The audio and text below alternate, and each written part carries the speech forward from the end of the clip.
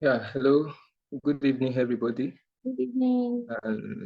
It's really nice to have every one of you, and especially our able speaker, Dr. Wale Ojewumi. I know Dr. Wale Ojewumi is a person of substance, and my first encounter with him was during the COVID, and one of the groups that I'm in, one of a church group, we were thinking of having a webinar on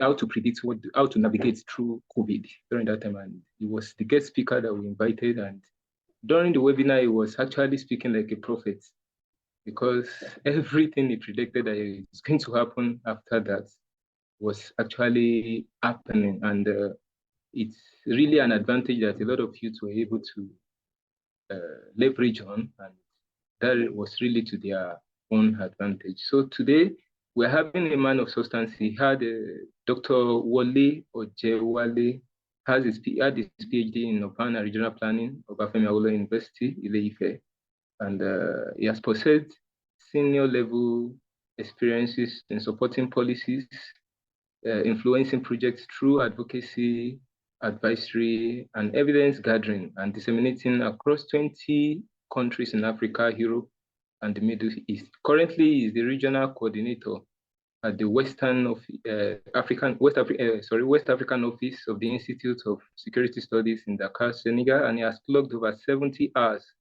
of media appearances in CNN, BBC, France 24, and a lot of other TV networks, both international and local networks.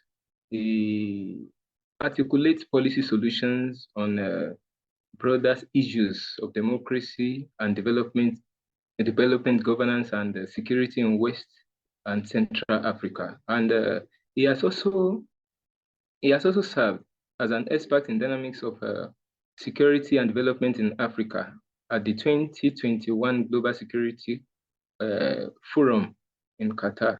And in 2021, he spoke in Adverse Universities panel on the global militarization of police and Black freedom and international solidarity. In 2021, he served as a faculty member of the Magnum A.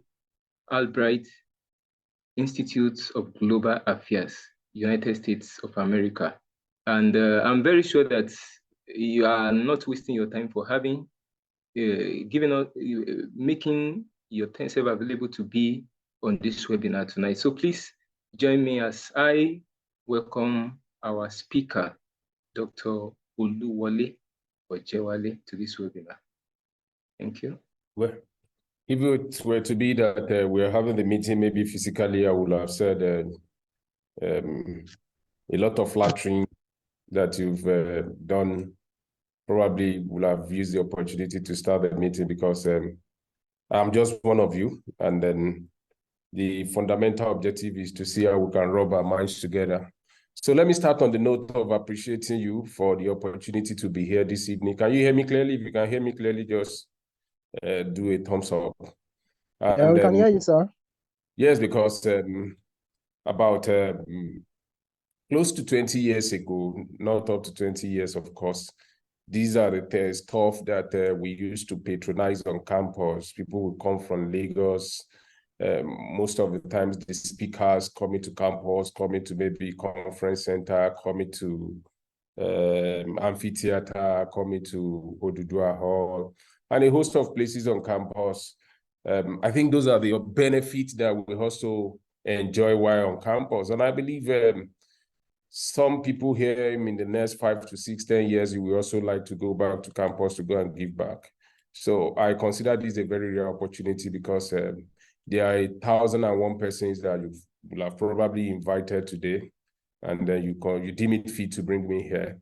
So I'm aware that we're supposed to have some form of interaction. So I will prefer that I get some questions from you to address what are the issues that are probably agitating your hearts, and then use my own story and the experiences that I've been able to gather in a short while to see how I can also help to provide some candles that are going to light your path in the days to come.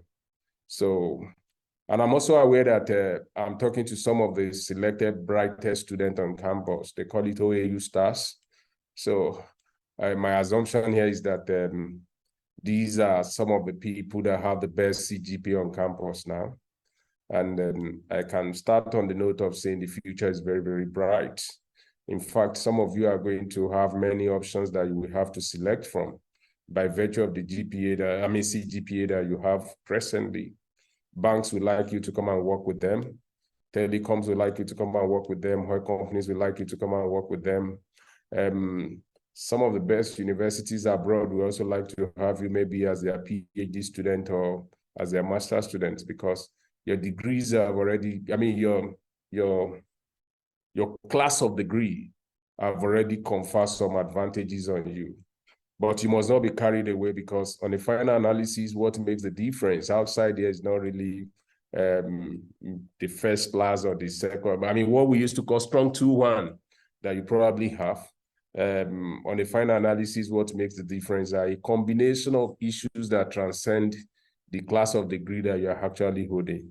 And if I'm talking to some people that they have selected as OAU star, I think it's also a form of testimony for me to be here for obvious reasons.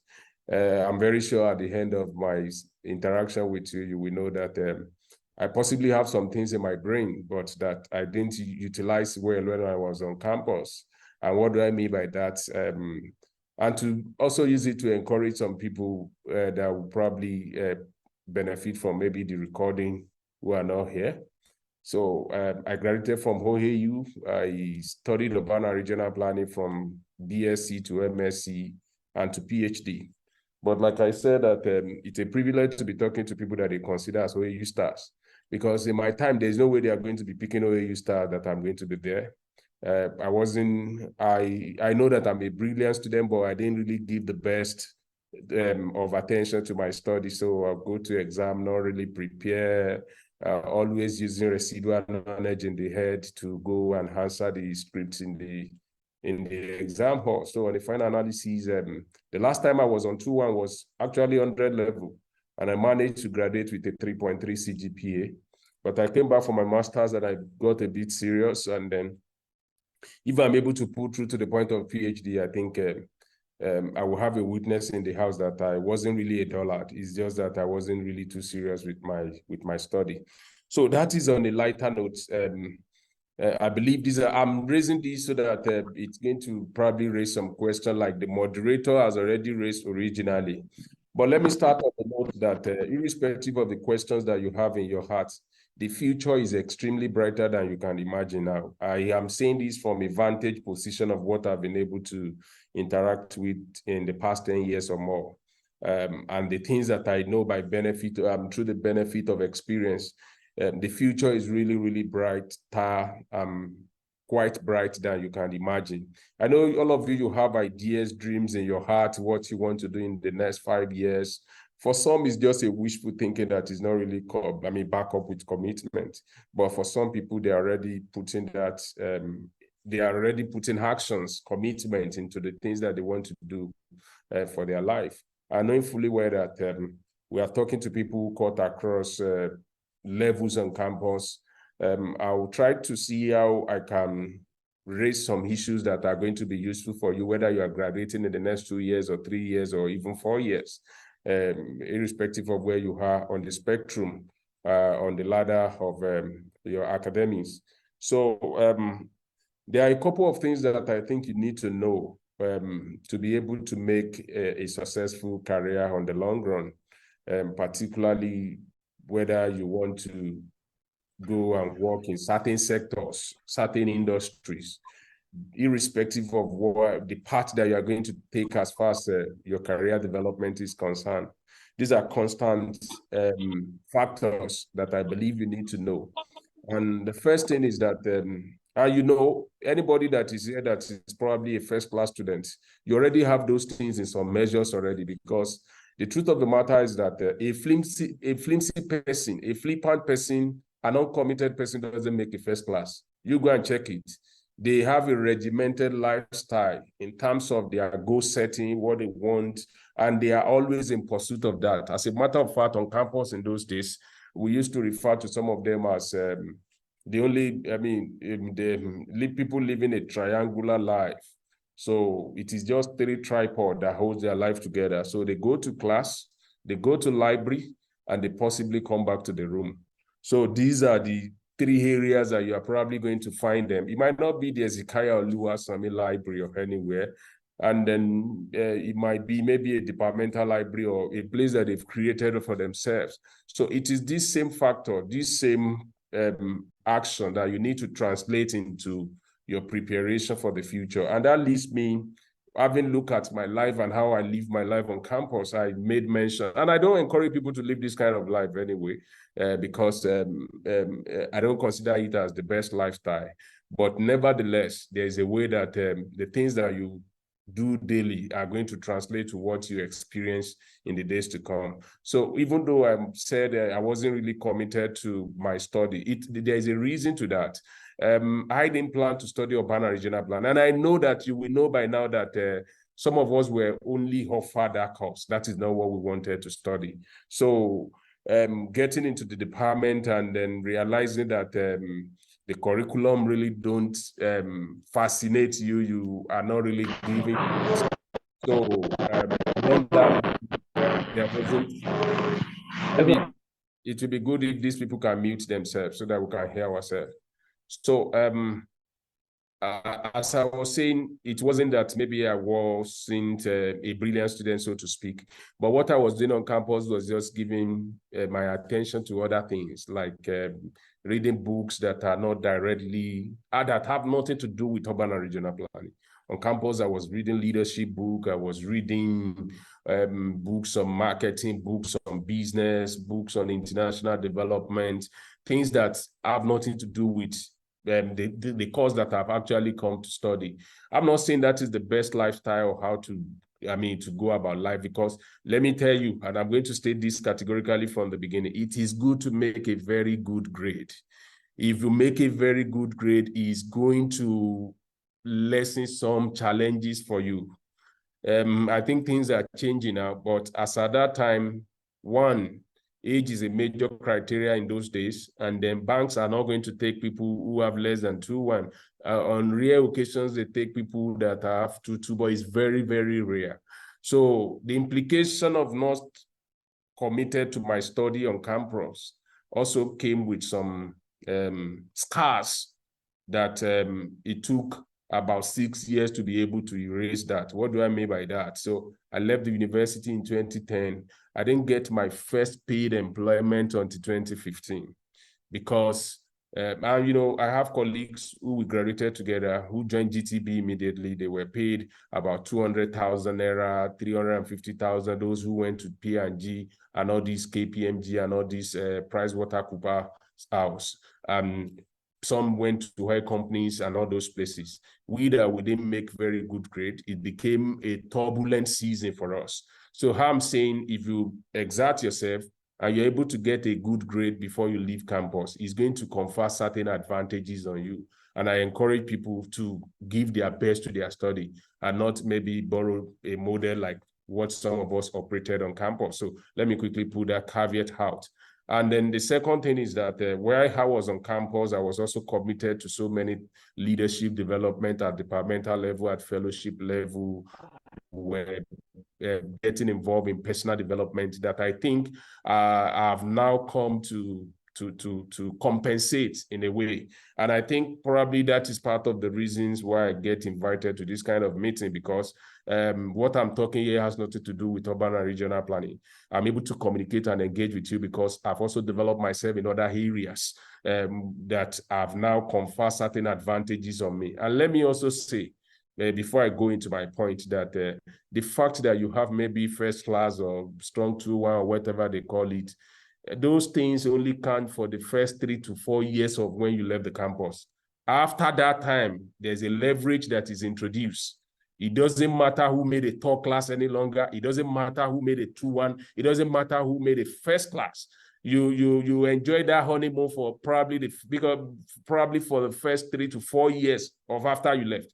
There's no place I'm going to apply for a job now that they will be asking about my class of degree. They might not even be interested in the university that you attended. What they are interested in, the experience that you have gathered over time and the values that you bring to those places, the values that you bring to the table. So enjoy it while it lasts as OAU star. And it's not an opportunity to now be relaxed and think maybe first class, we always open door. I've worked in an organization where a first class student was sacked, was told to resign in Lagos. So I'm sending this out now so that you realize that there's more to a class of degree to be able to succeed in life. So I have about 5 points that I want to raise that I think are going to be useful for us as we navigate our career development plan. And the first thing is to have foresight and strategic outlook to life. It's very, very important. You must be able to envision what you want to do in the next 3 to 4 years.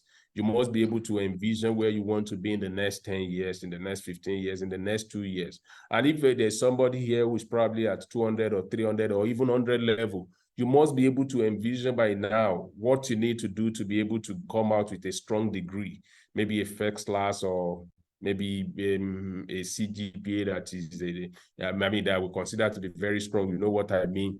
What we consider to be a very strong GP. That is for people who are probably still studying now and at the lowest level of the ladder. And it also extends to people that probably are in your final year. There must be that constant outlook to life, a strategic outlook to life, that this is what I want to do in the next 3 years, because these are the things that you are going to translate to employment when you start working in places that have come to work in this organization. And these are the strategic objectives that I want to achieve within the time that I'm here. I'm going to contribute value to the organization, and I'm also going to develop myself in this area. Maybe, for instance, you want to develop yourself, maybe, let's say, maybe the person is going in, maybe the person is going into, maybe you are going to be working in a bank or oil company or telecom. You have to decide and make up your mind on, okay, in the next 2 years, I want to be at this level of management. I want to be at this level of executive director. And in the next 15 years, I want to be the CEO. And you put 1, 2, 3 steps that you need to achieve that. So immediately I come out of my NYSC, for instance, I'm going to take a job. And when I'm doing that job, I'm going to register for MBA. And when I'm doing that job, I'm going to register for PMP. While I'm doing that job, you have to set out those things. If you're an engineering student, you have to know where you are going to write your current. It's not something that you defer perpetually. And let me also say now that the degree itself, the area that the degree is conferred on you, must not define what you want to do in your life. Education essentially is to open the mind and to open your mind to opportunities in the world to explore. It doesn't mean that since you study civil engineering, then you must practice civil engineering. You probably might end up being somebody that is going to practice real estate, for instance, maybe real estate development. You are probably going to end up in being a celebrated journalist because of your writing skills. You're probably going to end up being a bank MD because of other things that you are going to do. You might study philosophy, for instance. You might end up to become a banker. So the idea of education is to open the mind, not necessarily to pigeonhole you to say, since you read urban and regional planning, what you are going to do is going to be measuring land and developing plot of land to people. No. The overarching objective of education is to open the mind to the world of opportunities. Please don't forget that. So I talk about foresight and strategic outlook. It's very, very important, because as you move in your trajectory of development, personal development, if you don't have a strategic outlook to life, anything that presents itself as an opportunity is going to distract you from what you want to do or what you ought to be doing. And for people like you that already have a very good CGPA, you must be very, very careful. I think you are the one that needs to be very, very careful. People who have 2.2 and very poor grades, in quotes, they are going to be having lesser opportunities to compete for, because how many people are even going to offer them job on a platter of gold? But for people who have very good GP, you have to be very, very, very careful and have this foresight and strategic outlook to life, because immediately you leave the university, you are going to have, you are going to pass GTB test. You are going to pass Access Bank test. You are going to pass MTN test. All these places are going to be offering you different opportunities. Perhaps your area of interest is that you want to grow in HR management. You have to be very, very careful to define what you want to do so that you don't end up chasing money. And in the process of that, you lose out of strategic area where you actually have your strength and your vision originally, because you also have to know that the objective of education is not to help you to make money. People who are selling things in Alaba who didn't go to school are actually making money already. And you don't need to come to university to learn how to make money. The Igbo guy in Oshodi that is doing the Go Better is breaking in million on a monthly basis. Probably doesn't go beyond primary 6. So you have to know the reason why you have actually come to learn. It is for your mind to be open so that you can relate to life far, far better than somebody that has not have, this kind of advantage. So those things must be very, very clear to you. Foresight and strategic outlook to life. People who have good grades, a lot of opportunities are going to come to compete for your attention, and you must be able to define what you actually want. So the second thing, which I think is very, very important, is commitment to lifelong learning.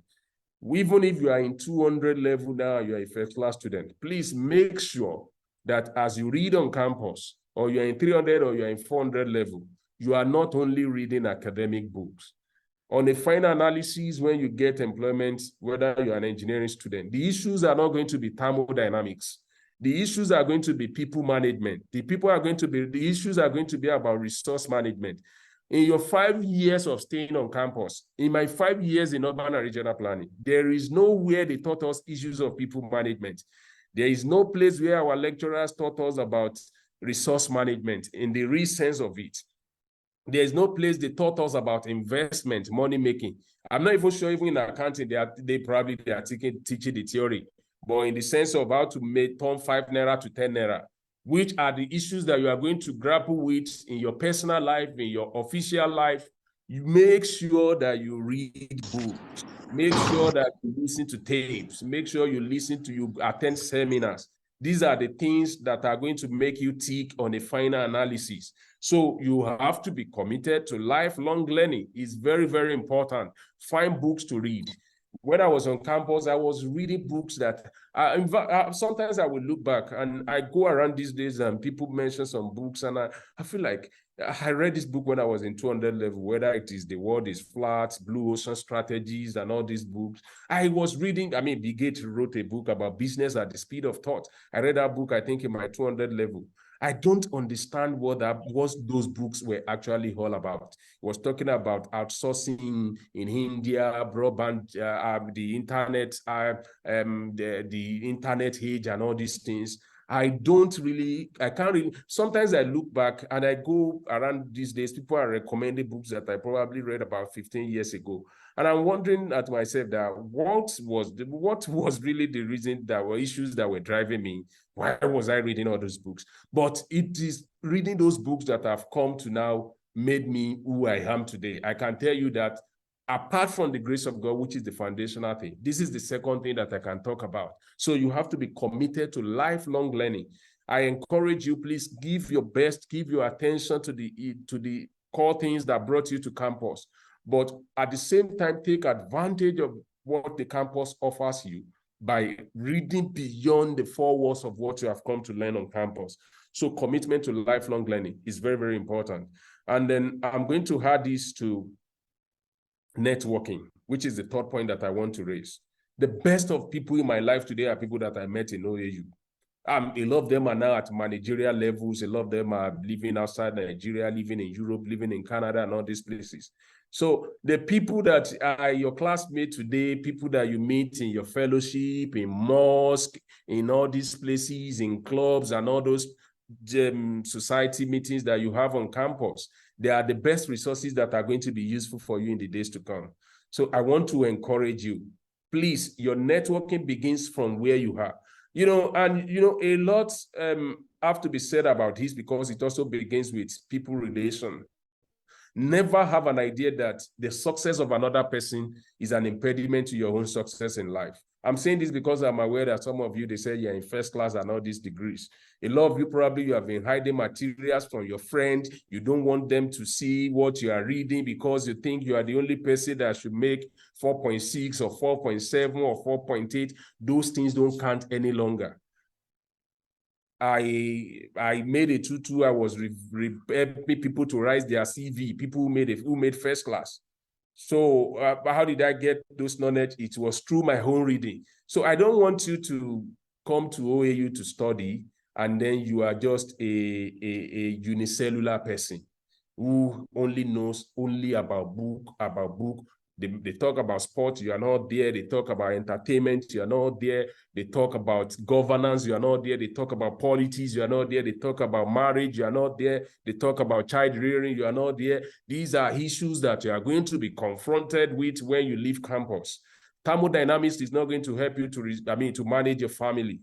Thermodynamics is not going to help you to manage relationship in office. ECN 303 or maybe whatever they call it, whether you're in agriculture, or you're in sociology or demography or economics, those are not things that are going to help you to deal with life when the challenges of life come knocking. So network, the people you are praying together with, the people you are engaging with, the people you are talking together, those are the people that on a final analysis in the future, they are going to become the building blocks for your success. So I'm encouraging you, if you have not been relating well with people, please mend your ways. You need those people.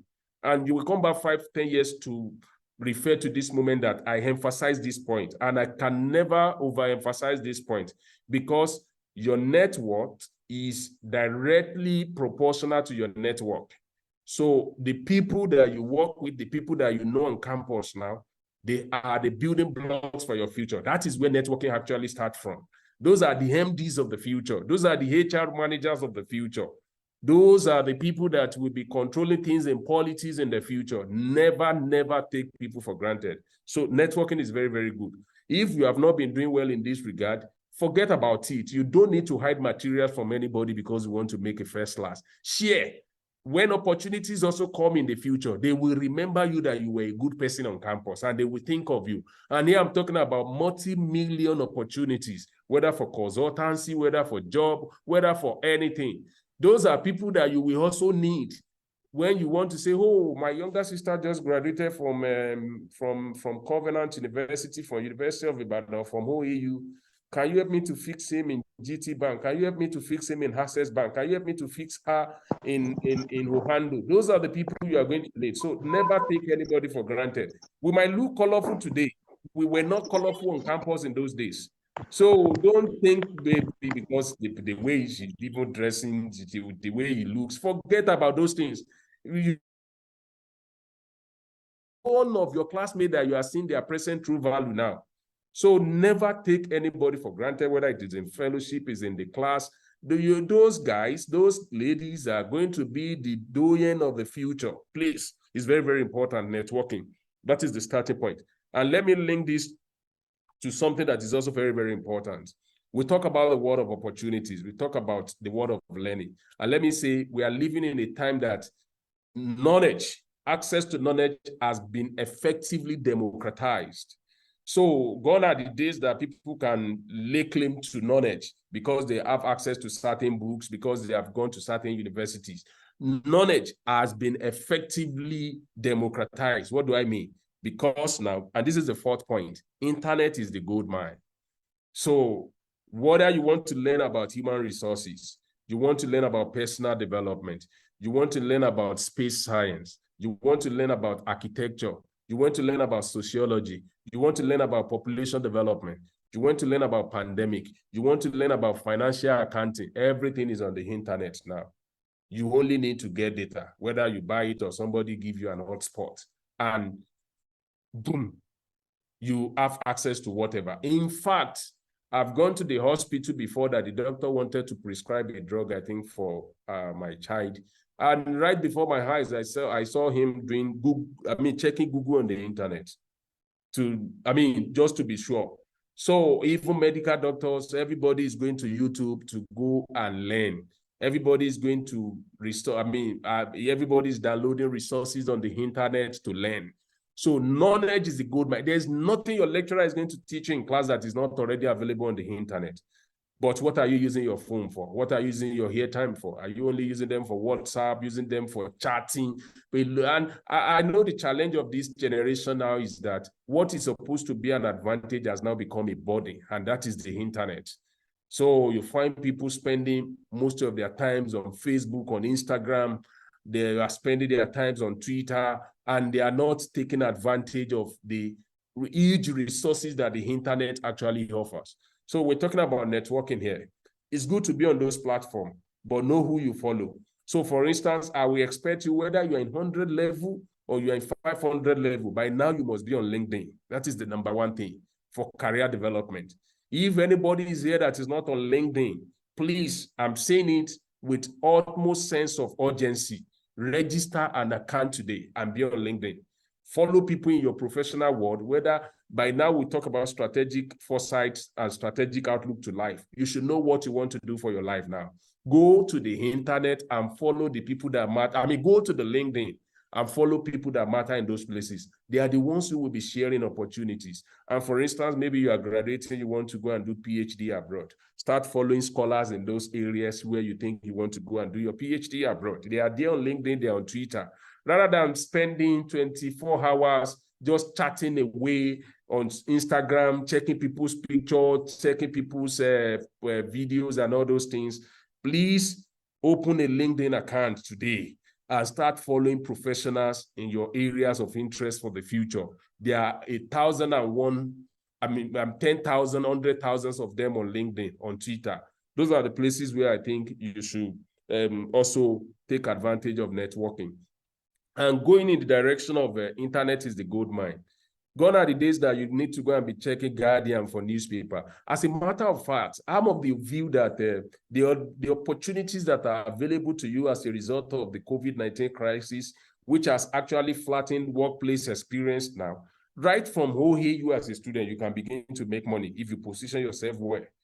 There are a lot of remote jobs that you can do now from anywhere. If you offer yourself as somebody that can do something, whether it is in communication, whether it is in IT, you can become a programmer. People who are coding, developing programs right from campus, nothing stops you. And you will be in OAU and you'll be earning money in dollar, in euro, in pounds from Europe and US and all these places. So internet has flattened that. And let me also say that I hope you also understand the need for you to have resources. Tools. Let me put it that way. You must have a laptop, whether it's going to be a Tokumbo laptop or whatever. Make sure you get a laptop. It's very, very important. And never run out of data. I'm not talking about data for WhatsApp now. I'm talking about data for always mining the gold on the internet, looking for opportunities, looking for resources, learning and absorbing knowledge. Those things are going to count for you in the long run. So internet is the gold mine. Never forget that. And the last thing that I'm going to talk about is the G factor, irrespective of your religion, whether you are Muslim, you are Christian.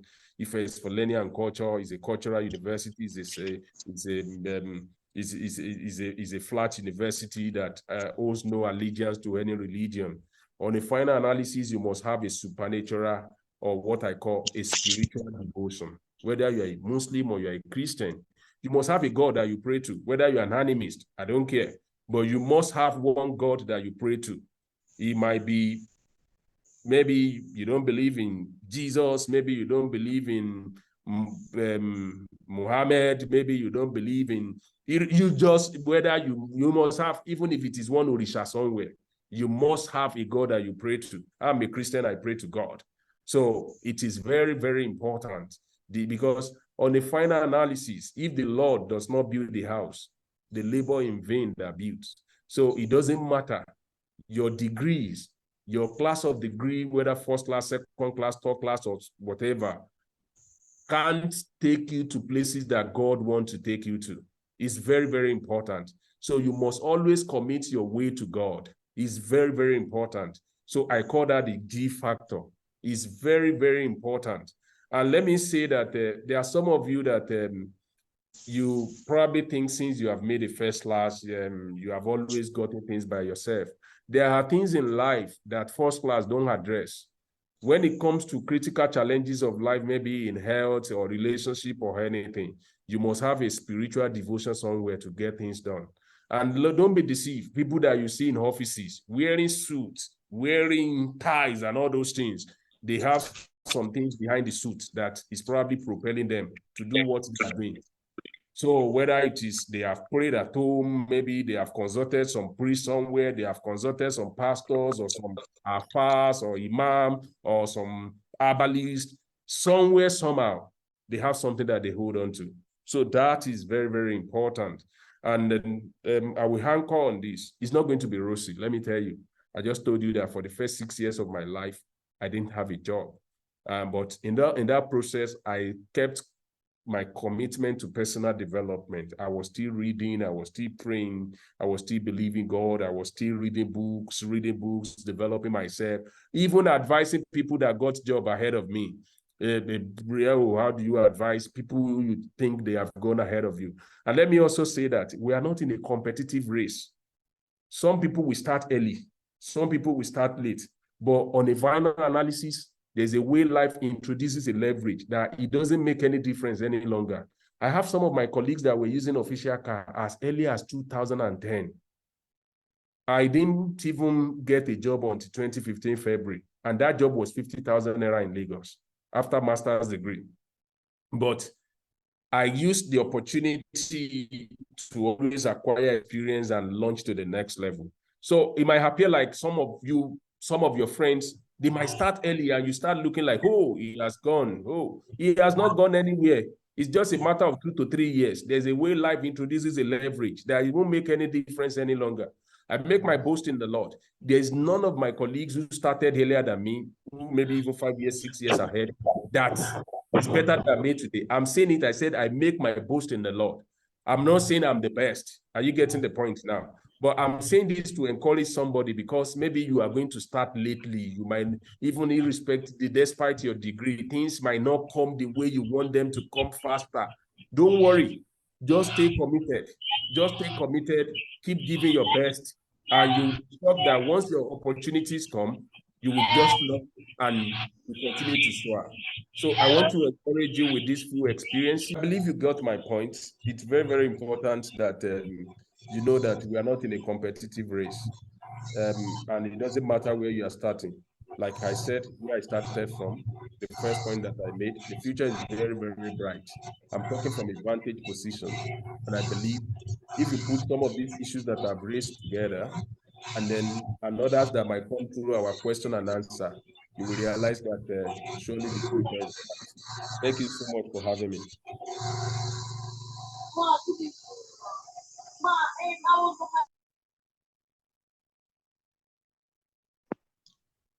Okay, thank you so much for that. Olayinka, are you here? I think I can see some hands up already. Yes. Okay, please. Yes, I'm here. Thank you. People are raising hands. You can just follow them so they can ask their questions. Thank you so much, sir. Okay, thank you very much. Okay, before I call on the people who ask questions to ask, I will first of all apologize for the network glitch, and I want to say thank you to our guest speaker, Dr. Shewale. This has been very insightful, very, very. My notes is full. I mean, a whole lot to learn from you tonight, sir. A whole lot to learn from you. Starting from where you said to be at work, in which we has got us here, and to so many.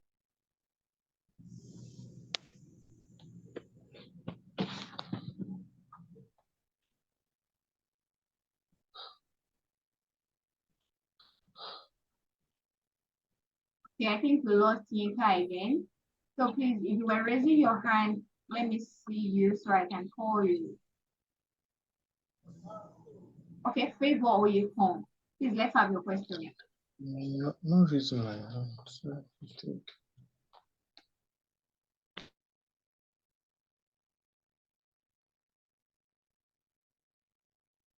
Everybody raising hands. Let me. Sorry, I don't have a question. It was a mistake. Sorry. Oh, okay, no problem.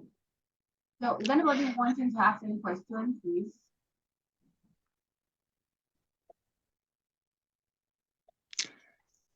Yeah, I'm here again. I'm so sorry for the network glitch. I'm so sorry. Okay, Olamile Okay. yes, you can fire her now. Thank you. Oh, good evening, everyone. Mine is not a question, but I just want to actually appreciate our speaker for that very point of people hiding material, because I believe we are scholars here, and that thing is very rampant among scholars. Like, okay, you don't want people to actually come over you, you don't want to come down from it. And now that OAU stars is coming in, don't want to, lose it the next court and all that. I actually want to thank him for emphasizing that point, because we really, really need to put that in place, because I know many of us, we might have been guilty of that in time past, and I actually want to encourage us to actually look beyond that and try to carry everyone along, share materials to people. That will not limit us in any way. So thank you so much. Yes, since you have raised that, I think let me quickly add to say, since I've also passed through this corridor before, I know that the first impression lasts longer than you can imagine. So it's important that you have a very good record of relationship with your colleagues on campus. You can imagine I have friends that are regional managers now. I have friends that have crossed over to become associate professors outside Nigeria. I have friends that are doing well in different areas of life. And the relationship that we had then, nobody could imagine that we were going to get to where we are today. So if you've had a very bad attitude, as I'm talking to you, I'm just remembering some of our colleagues who were also hiding materials. Some will have a forgiving spirit, but I believe you don't want to have a very bad testimony spoken about you from other people, so that when opportunities come in the future, they are not just thinking, oh, he's a very bad person. Because if people have this attitude that you don't have good relations with people, it's going to become a hangover that can hurt you in the future. Nobody's success diminishes your own.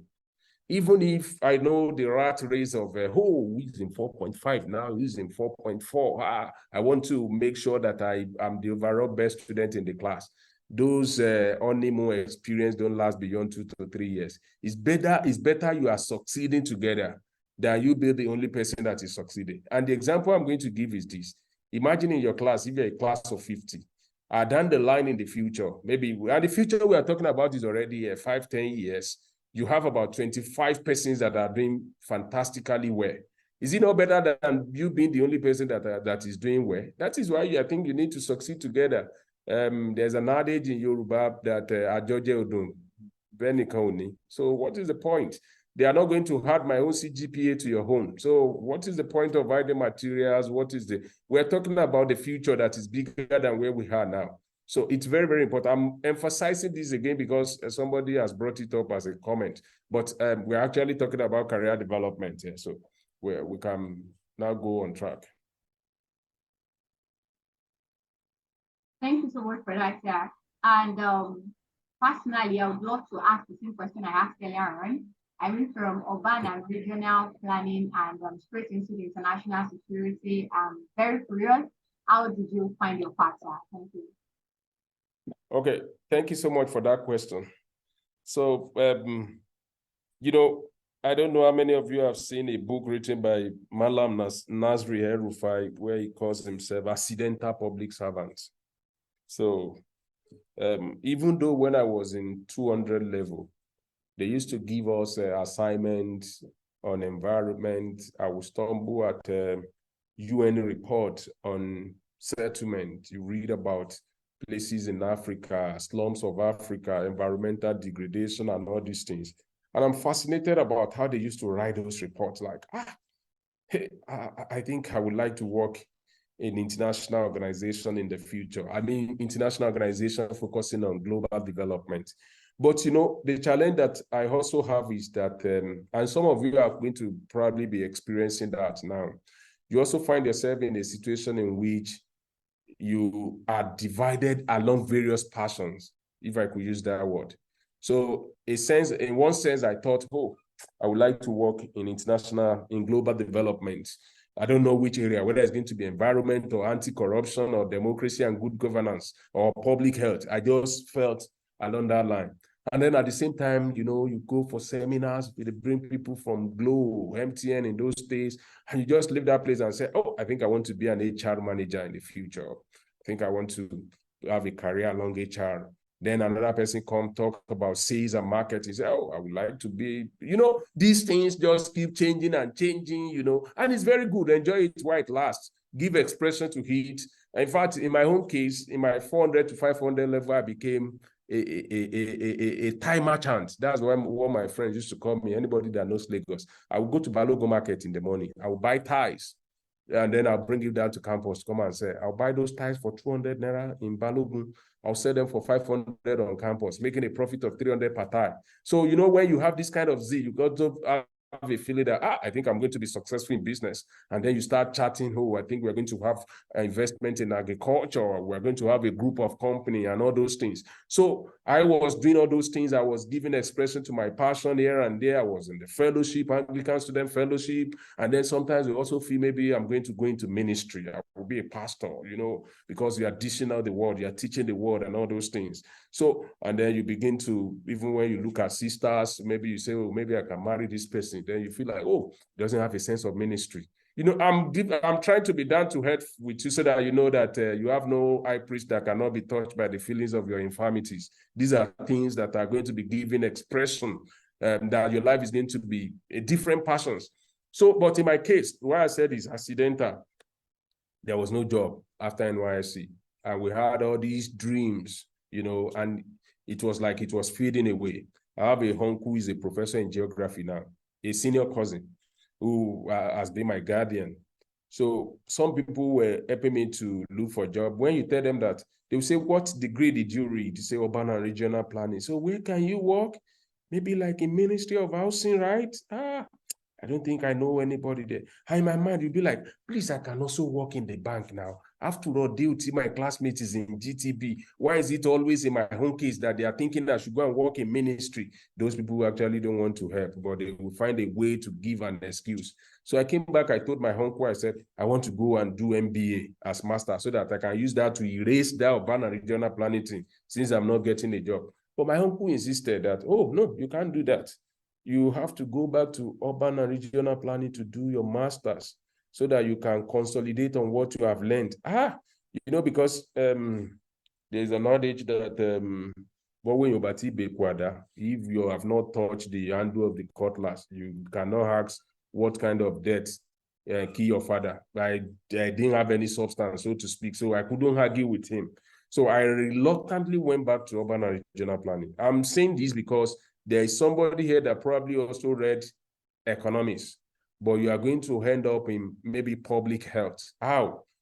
Maybe you go to do your master's and you do a research on earth economics, for instance, and then that is how life diverges, and sometimes there's also convergence. So I went back reluctantly to the urban and regional planning. I wasn't also giving it my best, but I made sure I got a PhD degree. Wale, as in just 61.5 instead of 60 is the PhD degree. I don't know, maybe it has changed. So I went to do the master's. So I was privileged to have a very good supervisor who really taught us how to write research reports, how to write research, how to do research. So I did my research on waste management in Lagos, household solid waste management, collecting data, measuring waste, and all those things. So when I finished that master's, I have a colleague who we are like age mates, I think just 1 year difference, but he's a year ahead of me from undergraduate and then master's as well. So he did his own research on crime management. And then he invited me to write a paper with him. We wrote 2 papers. So I wrote also 2 papers for my thesis in my master's degree. And then I wrote 2 papers on crime. So immediately I finished my master's. I didn't tell you this story. Actually, after my BSc, after the NYSC that I said there was no job, MTN Trade Partners, some of the offices that you see where you go and you see MTN office, they are not really MTN office. They are trade partners. They are franchises. So in Akure, they offered me a job.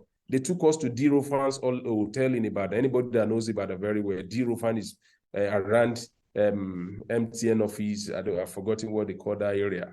So we slept for 2 weeks. They pay huge amount of money. They lodge us. And then we came out. They offered us a job. Those trade partners, they said they would be paying like 35 to 50,000. And we'll be going on Saturday. Because that Saturday that knocked me off that. That means there will be no opportunity for personal development. I can't even do a master's. I can't do professional. So I just jettisoned the job. So after my master's degree, I applied for a job in Lagos. They offered me internship for 6 months, 50,000. Don't forget that BSc 50,000, 2 years after 50,000 naira again. But this time around, I've gotten a master's. So I'm not coming to the job with BSc alone. So I spent 6 months there, and I saw an opportunity at Center for Law Enforcement Education in Nigeria. It's an NGO, Claim Foundation to be specific. They are based in Lagos, have office in Abuja, and then I applied. So when I was applying, because they work on public safety and security issues, public safety and security. So I put my 2 papers that I've published on crime, I put it on the CV, so that when I get to the interview, I will use it to justify the reason why they should employ me. My brother, my sisters, the rest, they say is history. I joined Clean. They started with a salary of, I think, 205,000 naira. I was going on with 172,000 naira. That was August 2015. So the first thing, they sent me to South Africa for training. And then from one thing to the other, I spent 5 years and 6 months there, moving around. And then I moved to where I am now, which is an international organization. So knowledge converges. If you can read, there's nothing you cannot understand. So I read urban and regional planning. It has nothing to do with what I'm doing now. But over time, I've learned on the job. And it has taken me to more than 20 countries. So I'm saying it, don't say because you read international relations, then you are the only person that can speak on global affairs. You can be in engineering. If you are going to put your eyes to the green, if you are going to exert yourself, you can learn about anything. The books are there. So, and then you also learn on the job. So that is how accidentally one thing led to the other. And then I'm where I am today, talking on regional security in Africa. Writing research papers on, I never planned that I was going to do PhD. It was the last thing on my mind. In fact, I thought I would just go and start my own business, but things happen. So my delay period, I was using it to develop myself, going for masters when there was no job to pick a PhD form and all those things. And then the rest is history. So I'm saying this to encourage somebody, irrespective of where you are, you can actually navigate to wherever you want to be, if only you are going to pay the price. So this is my story. And then if you are not convinced enough, I'm going to drop my handles. I'll drop my phone number for WhatsApp. You can reach out to me directly, whether on Twitter. I'm on Twitter, I'm on LinkedIn. I will also drop my phone number because we can build relationship from here. And then if you are still not convinced, but this is my story. I can't share everything in the limited time that we have, but I believe it has encouraged somebody to say, even if you read accounting, if you don't like accounting again, you can go and do something else with your life after NYSC.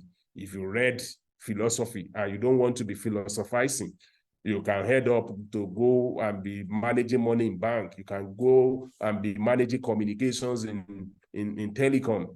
In fact, one of my classmates of Urban Regional Planning, when we left, it was in Maiduguri and all these places. He joined MTN. He was the one repairing masts and doing all this troubleshooting and all those things. Even though they didn't teach us that on campus, he was working with telecom companies. So please never allow what you study to determine your outlook to life or your outcome in life. But I like that question, and I really appreciate your curiosity.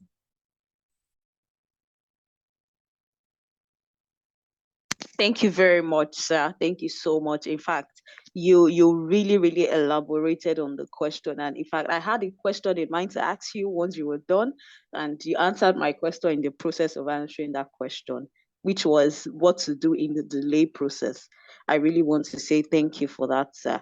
And does anyone has any other question? Do we have any other question? Okay, in the absence of none, I would like to call on the coordinator, which is Mr. Joshua, for the closing remark. Thank you.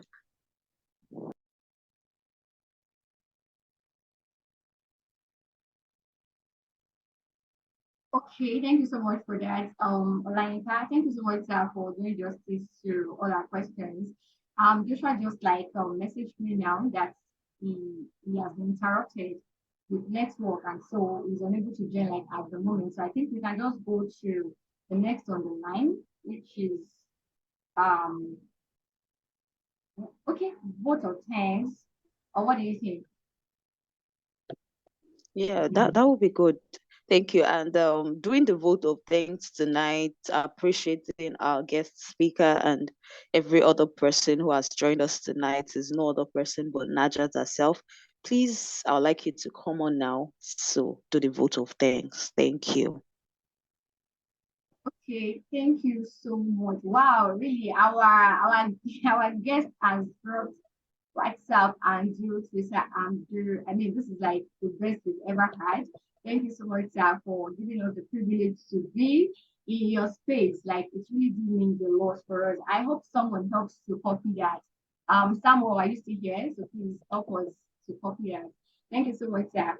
And yeah, thank you all for really joining us on today's webinar. Like, it really means a lot to us. And we want to say something. The reason why webinars like this are important or personal to us is because it's important for us to grow beyond what OAU is currently teaching us. We want to learn from people who have been there. Yoruba won't say Taban before, when it's over last day. So we want to learn and we want to open our minds, of course, just like our speaker has said, that we come to school to get an open mind, to get a bright mind, and not just to just study and go out there. So special appreciation to my team, career development team, for putting this together. Thank you, you guys are the real VIP. Thank you for holding it together from the very beginning. We've been planning, we want to have Dr. Ojewale, want to have Dr. Ojewale, and today our plan actually materialized. So it's indeed shout out to you guys and congratulations on the success of today's program. So thank you to the general OAU Star Network community. Thank you for the privilege. Special appreciation to Mr. Vice Chancellor in person of Professor Bamire for always being there for the OAU Star. Thank you to the Central Office of Research for the consistency, for aiding anything at all coming from OAU Star Network.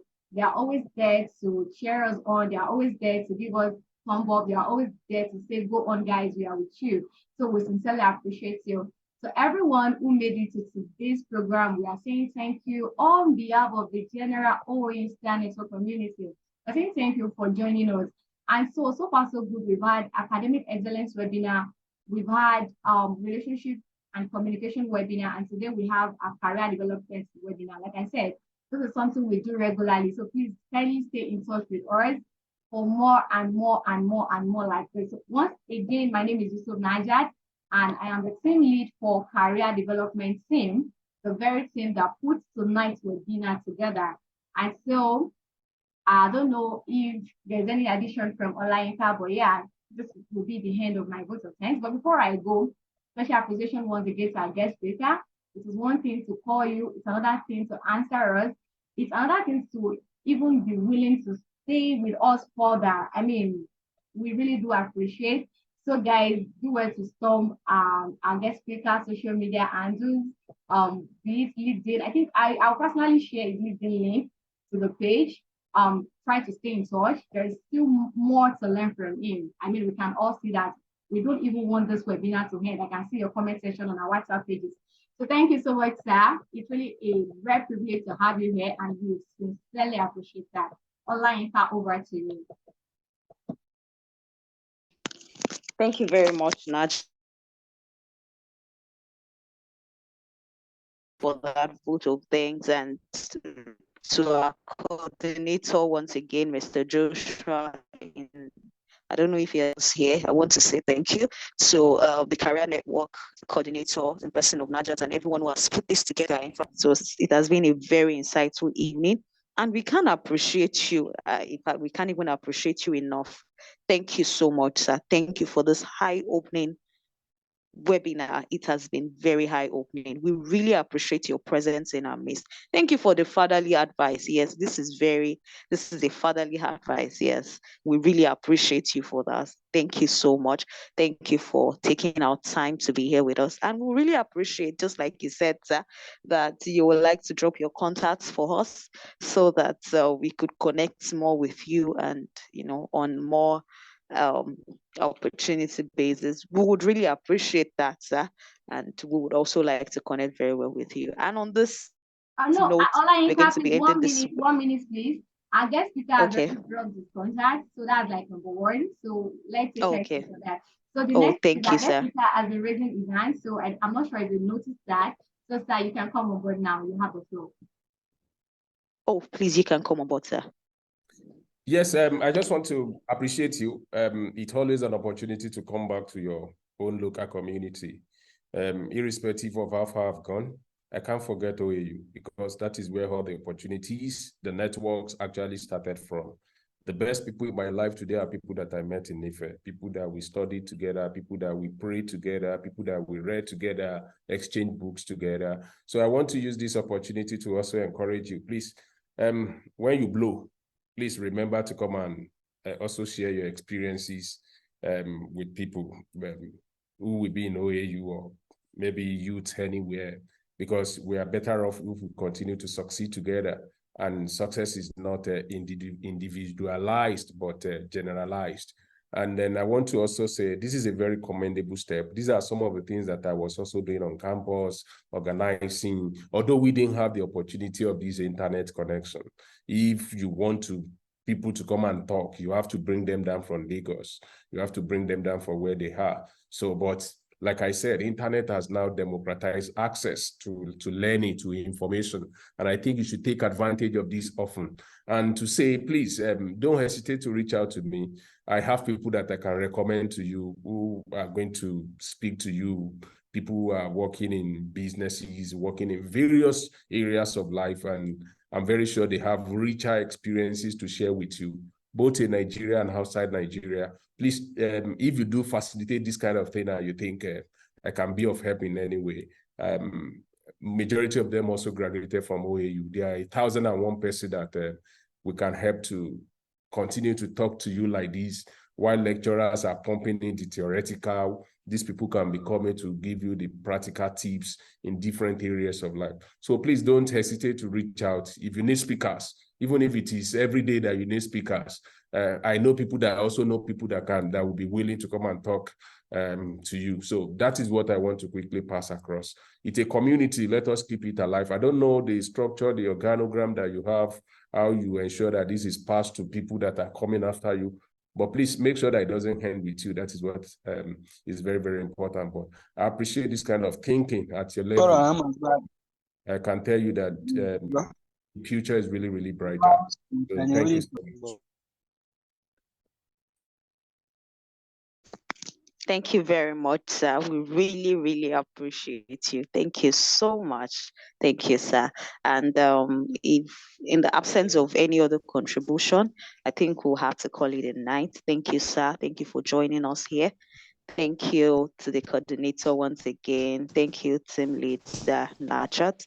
Thank you to everyone who joined tonight, and have a lovely evening. Thank you.